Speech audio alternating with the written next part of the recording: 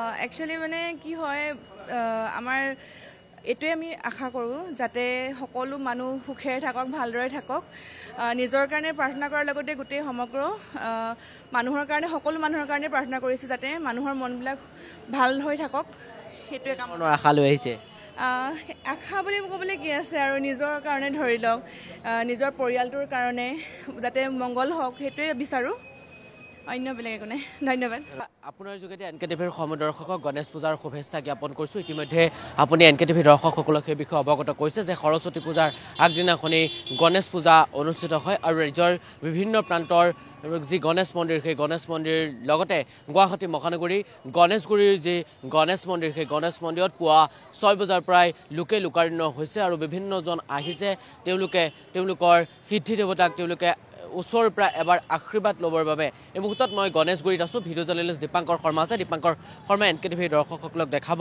ভক্তসকলৰ দীঘলীয়া শাৰী সমান্তৰালকৈ যদি আপুনি চায় তেনেহ'লে মন্দিৰ পৰিচালনা সমিতিয়ে ধুনীয়াকৈ তেওঁলোকে বিগত বৰ্ষসমূহত বা গণেশ পূজা আৰু গণেশ চতুৰ্থীত তেওঁলোকে যেনেধৰণে নিয়মাৱলী অৱলম্বন কৰে প্ৰৱেশৰ যি পথ সেই প্ৰৱেশ পথ তেওঁলোকে ঠিক কৰি দিয়ে সকলো ধৰণৰ তেওঁলোকে সুবিধা কৰি দিছে আৰু পুৱাৰ ভাগৰ দৃশ্যাংশ এনকেটিভিৰ দৰ্শকসকলক মই দেখাব বিচাৰিছোঁ পূজাৰীৰ মন্ত্ৰ উচ্চাৰণ চলি আছে সমান্তৰালকৈ যি ইয়াৰ মন্দিৰ পৰিচালনা সমিতিৰ লোকসকলো এই স্থানত আহি উপস্থিত হৈছে সকলোৱে এটাই কামনা বছৰটো মংগল হওক তেওঁলোকৰ যিসমূহ মনৰ আশা বিভিন্ন আশালৈ বিভিন্নগৰাকী আহিছে সকলোৱে মনৰ আশাবোৰ পূৰণ হওক সকলোৱে যি মনৰ আশালৈ আহিছে সকলোৱে পূৰণ হ'বৰ জ্ঞাতাৰ্থে আজিৰ দিনটোত তেওঁলোকে এই স্থানত আহিছে আৰু ইতিমধ্যে আমি কৈছোঁৱে যে আজি গণেশ পূজা আৰু গণেশগুৰি গণেশ মন্দিৰো কিন্তু অকণমান মই দৃশ্যাংশসমূহ দেখাই ল'ব বিচাৰিছোঁ এনকেটিভিৰ দৰ্শকসকলক ধুনীয়াকৈ কিন্তু সজাই পৰাই তোলা হৈছে আৰু এই স্থানত ভক্তৰ পুৱা 6 বজাৰ লগে লগে দীঘলীয়া শাৰী সকলোৱে এটাই আশা কৰিছে বছৰটো মংগল হওক আৰু মই কথা পাতিবলৈ চেষ্টা কৰিম ভিডিঅ' জাৰ্নেলিষ্ট দীপাংকৰ শৰ্মা আছে দীপাংকৰ শৰ্মাই দেখাব এনকেটিভিৰ দৰ্শকসকলক এই মুহূৰ্তত মই দেখাব বিচাৰিছোঁ সমান্তৰালকৈ পূজাৰীৰ যি মন্ত্ৰ উচ্চাৰণ সেই পূজাৰীৰ মন্ত্ৰ উচ্চাৰণো আমি এনকেটিভিৰ দৰ্শকসকলক দেখাবলৈ চেষ্টা কৰিম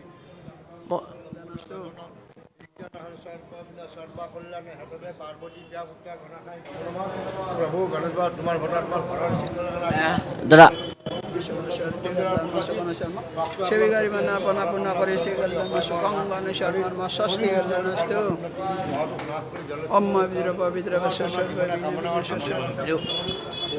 আমি দেখাব বিচাৰিছোঁ এয়া পূজাৰীৰ মন্ত্ৰ উচ্চাৰণ আৰু পূজাৰীৰ মন্ত্ৰ উচ্চাৰণ বৰ্তমান সময়ত চলি আছে পবিত্র সর্ব বিনা বিনাশ সর্ব কল্যাণ পার্বতী পুত্রয় গণেশান মর্ম অম পাপহং পাপন পাপন সম্ভবর শ্রী কল্যাণ সুগঙ্গন শর্ম ভক্ত সকলে সেবিকা সকলে মনোবনা পুনা করে শ্রী কল্যাণ সুগঙ্গন শর্ম স্বস্তি কল্যাণস্তু কিমান লোকৰ সমাগম হোৱাৰ সম্ভাৱনা আছে আজি গণেশ পূজা কিমান লোকৰ সমাগম হোৱাৰ আপোনালোকে পৰিকল্পনা কৰিছে কিমান সময়ৰ মানুহ হ'ব গম নাপাম এতিয়া অনুমানে হ'ব মানুহ ভিৰ অলপ হ'ব অলপ বেয়া দেৰি হ'লে আমি সেয়া দেখাইছোঁ পূজাৰীৰ মন্ত্ৰ উচ্চাৰণ সমান্তৰালকৈ এনেধৰণে তেওঁলোকে প্ৰৱেশ পথ ঠিক কৰি দিছে তেওঁলোকে ওপৰ ভাগত গৈ তেওঁলোকে আশীৰ্বাদ গ্ৰহণ কৰিব পাৰিব আৰু এনেধৰণে আহি তেওঁলোকে শাৰী পাতি তেওঁলোকে পুনৰবাৰ তেওঁলোকে পূজাৰীৰ কাষলৈ আহিব পাৰিব মই আপোনালোকৰ কাষলৈ আহিছোঁ ক'ৰ পৰা অহা হৈছে মই বৰপেটাৰ পৰা আহিছোঁ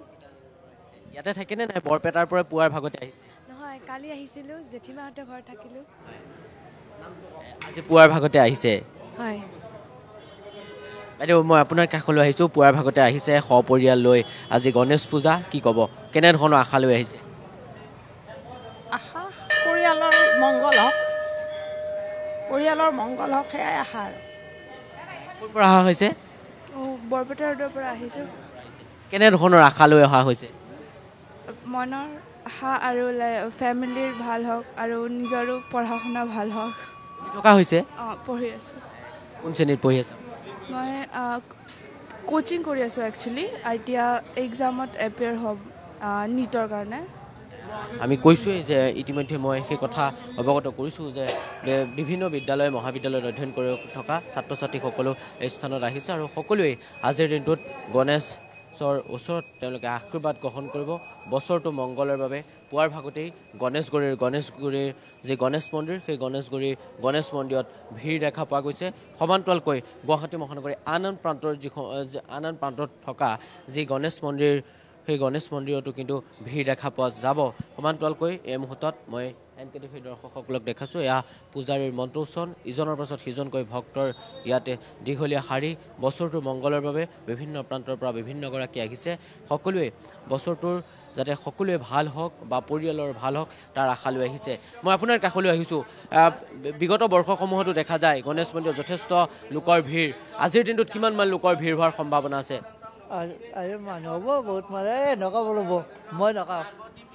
আমি ইতিমধ্যে NKTV দৰ্শকসকলক কৈছোঁৱেই যে আজিৰ দিনটো যথেষ্ট লোকৰ সমাগম হোৱাৰ কথা আছে। আৰু পূৰ্বেও দেখা পোৱা যায় গণেশগুৰিৰ যি গণেশ মন্দিৰ সেই গণেশ মন্দিৰত যথেষ্ট লোকৰ সমাগম হয়। আজিৰ দিনটোতো তেওঁলোকে আশা কৰিছে যথেষ্ট লোকৰ সমাগম হ'ব।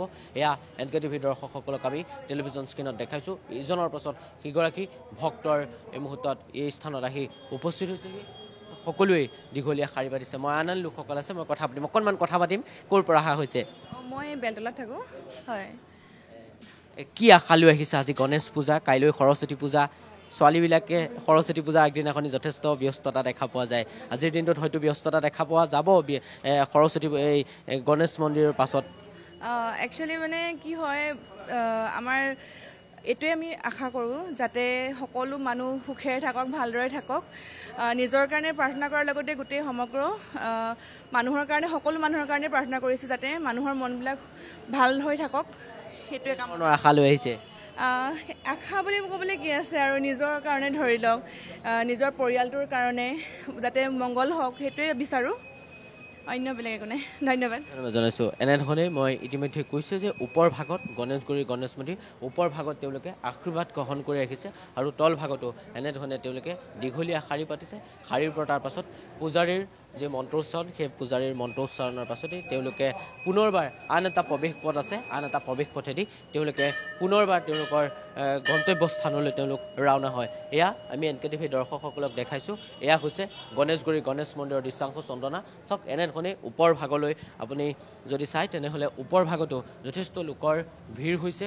সকলোৱে আজিৰ দিনটোত আশীৰ্বাদ গ্ৰহণ কৰিবৰ বাবে আহিছে। ইতিমধ্যে আমি সেই কথা কৈছোঁ যে কাইলৈ সৰস্বতী পূজাৰ আগদিনাখনেই গণেশ পূজা অনুষ্ঠিত হয়। আৰু বিগত বৰ্ষসমূহৰ দৰেও আজিৰ দিনটোতো গুৱাহাটীৰ মহানগৰীৰ গণেশগুৰিৰ গণেশ মন্দিৰতো সকলোৱে আশীৰ্বাদ গ্ৰহণ কৰে। সকলোৱে নিজৰ মনৰ কামনাৰ বাবে সকলোৱে ওলাই আহিছে পুৱাৰ ভাগতেই। আৰু এয়া হৈছে আমি ভিতৰ ভাগৰ দৃশ্যাংশ দেখাইছোঁ। আৰু ভিতৰ ভাগত এনেধৰণেই সকলোৱে আশীৰ্বাদ গ্ৰহণ কৰিছে। সকলোৱে এটাই আশা কৰিছে, ইতিমধ্যে মই সেই কথা কৈছোঁৱেই যে বছৰটো মংগল হওক। আৰু বিভিন্ন প্ৰতিগৰাকীয়ে বিভিন্ন আশা লৈ, বিভিন্ন মনত বিভিন্ন ধৰণৰ আশা লৈ আহে। আৰু সকলোৱে পুৱাৰ ভাগতেই গুৱাহাটীৰ মহানগৰীৰ আন প্ৰান্তৰ লগতে গণেশগুৰিৰ যি গণেশ মন্দিৰ সেই গণেশ মন্দিৰতো যথেষ্ট লোকৰ ভিৰ কৰিছে। আৰু সেই পৰিৱেশ আমি NKTV দৰ্শকসকলক দেখাইছোঁ। এই মুহূৰ্তত ভিতৰ পৰিৱেশ দেখাইছোঁ। সমান্তৰালকৈ কিছু সময় পূৰ্বে আমি বাহিৰ ভাগৰ পৰিৱেশো দেখাইছিলোঁ। এয়া গণেশগুৰিৰ গণেশ মন্দিৰ দৃশ্য চন্দনা। হয় কল্প, এই মুহূৰ্তত আপোনাক ধন্যবাদ জ্ঞাপন কৰিছোঁ সামূহিক পৰিৱেশ দেখুৱাৰ বাবে। আৰু এনেদৰে দেখিবলৈ পোৱা গৈছে বিভিন্ন প্ৰান্তৰ পৰা ভক্তসকল আহিছে এনেদৰে। আৰু প্ৰথম পূজ্য দেৱতালৈ এনেদৰে পূজা অৰ্চনা কৰা দেখিবলৈ পোৱা গৈছে। আৰু এয়া হৈছে গণেশগুৰিৰ গণেশ মন্দিৰৰ পৰিৱেশ।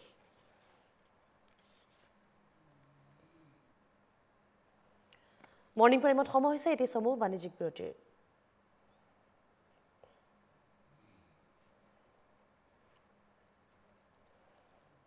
এডাল হাৰামিটো